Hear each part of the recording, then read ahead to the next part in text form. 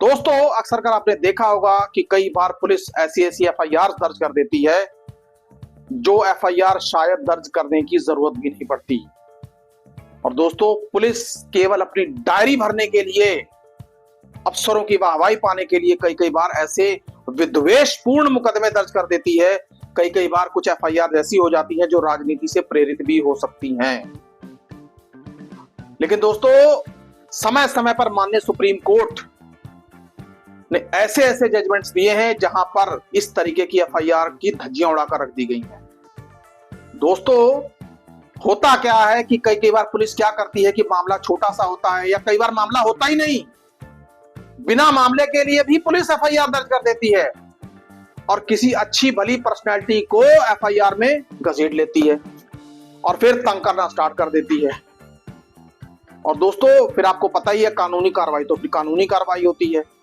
कानूनी कार्रवाई में चाहे आम आदमी फंसे या फिर चाहे कोई बड़ा आदमी, एक बार यदि विद्वेषपूर्ण कार्रवाई में कोई व्यक्ति फंस गया तो उसे कई सारी परेशानियों का सामना करना पड़ता है। दोस्तों कोर्ट के चक्कर, सम्मन्स, गिरफ्तारी का डर, जेल जाने का डर, कई सारे ऐसी चीजें होती हैं जो लोगों को परेशान किए रहती हैं। लेकिन दोस्तों आज मैं जिस जजमेंट की आपके सामने बात करने जा रहा हूं वो जजमेंट बहुत ही महत्वपूर्ण है दोस्तों और ऐतिहासिक जजमेंट है। क्योंकि दोस्तों माननीय सुप्रीम कोर्ट ने इस जजमेंट में यह साफ कर दिया है कि यदि एफआईआर विद्वेषपूर्ण है, यदि एफआईआर में ऐसा कंटेंट है कि जिससे एफआईआर को क्वैश किया जाना जरूरी है तो एफआईआर को क्वैश या खत्म किया भी जा सकता है। दोस्तों ऐसे कई सारे मामले माननीय सुप्रीम कोर्ट के सामने आए हैं और दोस्तों जिनमें माननीय सुप्रीम कोर्ट ने ऐतिहासिक फैसले दिए हैं। लेकिन दोस्तों आज हम जिस फैसले की बात करेंगे, जिस फैसले को डिस्कस करेंगे, उस केस का नाम है state of Haryana versus Bhajanlal. मामला 1992 का है और ये बहुत ही चर्चित मामला है। और दोस्तों माननीय सुप्रीम कोर्ट ने अपने इस केस में एक बहुत बड़ी रेखा खींच दी है। दोस्तों जिनके ऊपर कई बार नाजायज एफआईआर दर्ज हो जाती हैं, अकारण एफआईआर दर्ज हो जाती है दोस्तों, उनके लिए अब एक तरीके से इस मामले ने संजीवनी का काम किया। दोस्तों अब दोस्तों आइए जानते हैं कि एक्चुअली मामला था क्या। दोस्तों मामले की पृष्ठभूमि कुछ ऐसी है कि भजनलाल जो उस समय हरियाणा के मुख्यमंत्री हुआ करते थे और दोस्तों उनके खिलाफ भ्रष्टाचार निवारण नियम यानी कि प्रिवेंशन ऑफ करप्शन एक्ट और आईपीसी कई धाराओं के तहत एफआईआर दर्ज हुई थी। अब दोस्तों भजनलाल ने क्या किया, उस एफआईआर के अगेंस्ट माननीय Punjab and Haryana high court में क्वैशिंग पिटीशन दायर कर दी।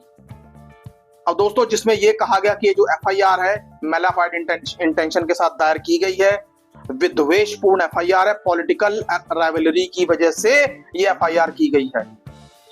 तो दोस्तों हाई कोर्ट ने जब पाया, सारे तथ्यों की जांच की और एफआईआर को रद्द कर दिया गया। अब दोस्तों हरियाणा सरकार ने माननीय सुप्रीम कोर्ट में अपील की, जो मतलब एफआईआर जो Punjab and Haryana high court ने रद्द कर दी थी उनके फैसले के खिलाफ माननीय सुप्रीम कोर्ट में अपील कर दी। अब दोस्तों इसमें मुख्य मुद्दे क्या थे, मुद्दे ये ध्यान देना आपके लिए बहुत जरूरी है।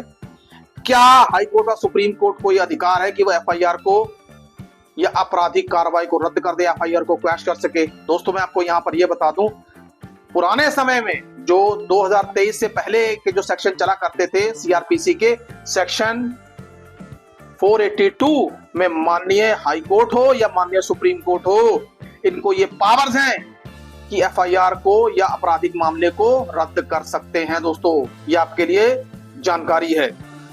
और किन परिस्थितियों में केस को रद्द किया जा सकता है दोस्तों, ये बड़ा वाइटल पॉइंट है कि आखिरकार ऐसी कौन सी परिस्थितियां हुई जो एफआईआर दर्ज हुई और ऐसी कौन सी परिस्थितियां हैं कि जहां पर कसूरवार अपने आप को यह कह रहा है कि मैं बेकसूर हूं और एफआईआर को रद्द किया जाना जरूरी है। अब माननीय सुप्रीम कोर्ट का फैसला, सुप्रीम कोर्ट ने कहा कि एफआईआर दर्ज करना और जांच करना पुलिस का अधिकार है, यह पुलिस से नहीं छीना जा सकता। बिल्कुल सही बात है दोस्तों। लेकिन अगर एफआईआर का दुरुपयोग हो रहा है तो उसमें सुप्रीम कोर्ट और हाई कोर्ट दखल दे सकता है। बहुत बड़ा पॉइंट है दोस्तों। इस कोर्ट ने इस मामले में 7 गाइडलाइंस बनाई दोस्तों, जो एक एक करके मैं आपके सामने अब रखने वाला हूं दोस्तों। दोस्तों माननीय सुप्रीम कोर्ट ने 7 गाइडलाइंस जो थी वो क्या बनाई हैं, और उन्हीं गाइडलाइंस का पालन आज भी कई सारे केसेस में किया जा रहा है। दोस्तों अपने आप में ये केस आज भी अब एक बहुत बड़ी नजीर है एफआईआर को क्वैश करने के मामले में। कई सारे फैसलों में Bhajanlal versus state of Haryana का जिक्र किया जाता है। दोस्तों जब भी कोई एफआईआर क्वैश करने के लिए मामला चाहे हाई कोर्ट में जाए या मामला माननीय सुप्रीम कोर्ट में जाए। दोस्तों आइए सबसे पहले देखते हैं गाइडलाइंस क्या है। दोस्तों एफआईआर में आरोप अगर लगाए हैं, अगर उन्हें सच मान भी लिया जाए तो भी कोई अपराध नहीं बनता, यानी कि महज आरोप लगा देना ही अपराध नहीं है। दोस्तों ये बात याद रख लीजिए।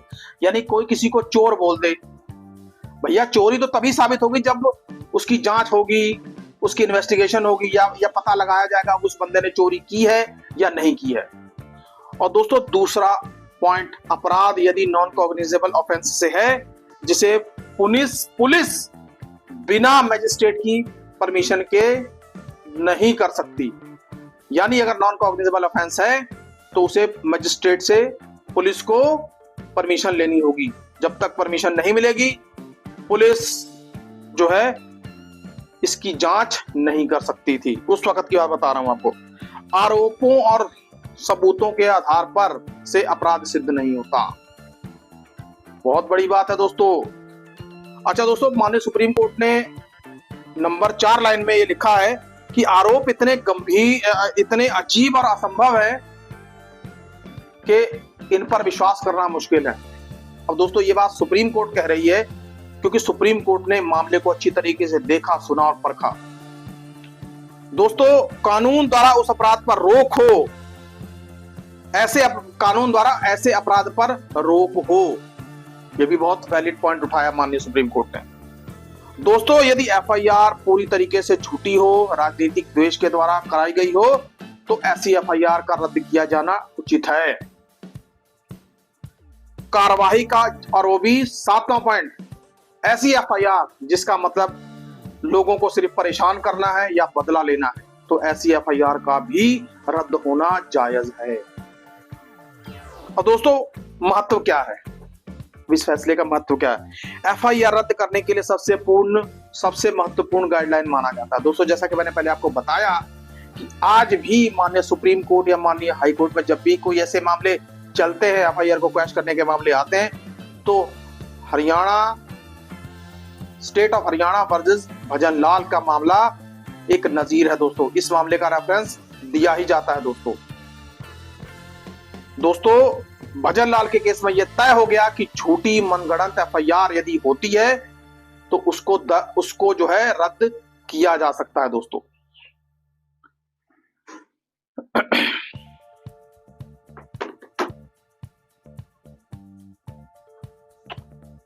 दोस्तों Bhajanlal versus state of Haryana के केस में सीखने के लिए बहुत कुछ है।